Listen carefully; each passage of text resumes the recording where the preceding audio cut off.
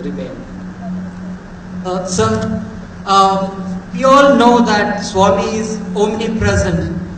At any corner of the world that we are in, He is there, He takes care of us, and we have that, we feel that.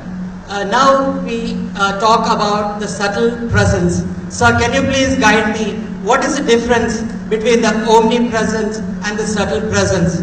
Are both equally same or equally powerful, or one more than the other? And when we believe that Swami is omnipresent, then why the subtle presence?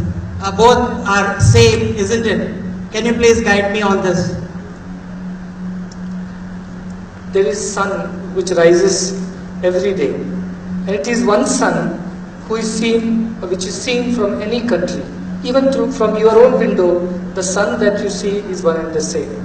So there is nothing called a Japanese sun or an American sun or India sun or any other country's sun. It is one and the only sun that shines in the sky above, and that sun alone is the source of all the sustenance, light and energy to all the beings of earth.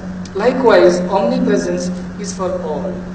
Not even as Satya Sai Baba. Omnipresence is a nirguna, nirakara. There is no form, there is no name, there are no attributes or qualities associated with it.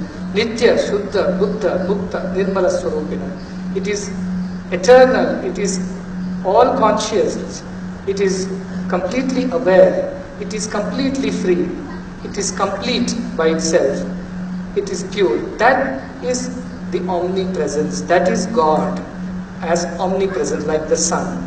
Now the same sun one can perceive from Japan, and they will say this is sunrise in Japan. The same sun somebody perceives a little later in India, they say this is sunrise in India. A while later it might be in Africa or so in America. Sunrises are happening for different people at different times. Sun is not changing. Likewise, this understanding of omnipresence, this ability to experience that divinity, it differs from time to time based on your purity and your effort. Japan may see the sun first, India may see a while later, Africa a while later further, and America may be at the end. While it is bright and shining in Japan, America might be dark, because earth is yet to turn, and America is yet to come in the light. Likewise, there are many, many people in the world who are in the kind of company that they are in, whose efforts towards God are not enough for them to turn quickly towards God and experience that omnipresence and divinity. So what does God do for such people? He comes as an avatar. He comes, takes upon himself some attribute, some form, some name, some kind of aspects which makes him like human, like anybody else, and they are able to experience it. That is the concept of incarnation, when the nirguna, attributeless divinity, takes upon itself some attribute. Just like I told that lady teacher, you become like a child, you play with them, sit with them, eat with them, dance with them, sing with them, then the children will become your friends, then you can slowly change them. Likewise, God takes a human form with attributes to become like this. Now between this incarnation, which is a physical presence with attribute, and the other extreme, which is the complete omnipresence without any attribute, there is this subtle presence.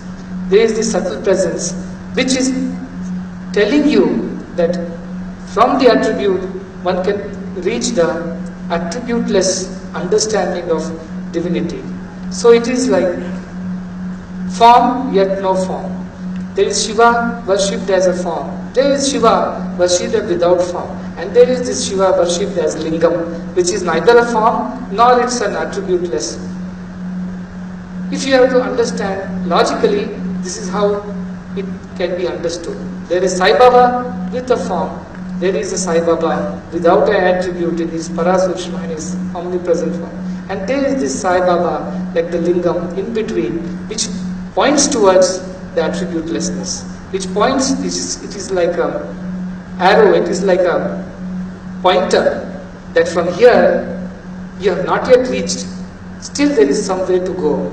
Still some distance is to be covered. Yes, you have moved from where you were to here, but this is not the end. From here, this arrow points you further, that is a little more distance to cover to understand the complete omnipresence of Swami and the attributelessness of the divinity that Swami represented in a form that had attribute, name, associations, and then things like that.